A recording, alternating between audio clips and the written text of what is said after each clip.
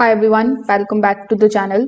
In today's video, I'm going to show you exactly how to view the websites visited on a Spectrum router in 2026. Now, a lot of people believe that router keeps a full list of every website someone visits on the Wi-Fi network.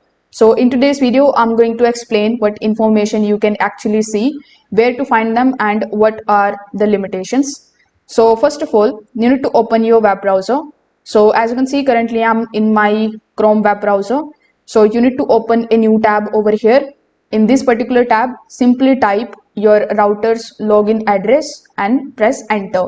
So when you do this, you will be landed on the login page where you need to provide your username and your password in order to basically log in into your account. So these information will be printed on the router label or set during the setup. After login, you will be taken directly to the router's dashboard, the interface of which is going to look something like this. Now over here inside the dashboard, you need to look for the section which is called advanced, or you can also look for the connected device or device list, and then you can look for the option of the advanced tab.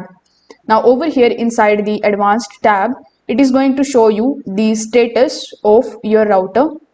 So here you will see a bunch of different information.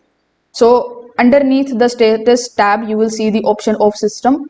When you select the option of the system, it will be shown, or it will be redirect you here on this systems section, where again among the given option, you just have to look for the option of the system log. So this is where your router records certain network events. You might see the things like connection attempts, blocked domains, or firewall alerts, or even the DNS requests. However, most of the Spectrum routers don't store a complete list of every website visited. Instead, they mainly track the network activity and the security events rather than fully browsing history. So the history is going to look something like this. You can just simply check this out and see if it is working for you. So if this video helped you out, make sure that you like this video and subscribe to the channel.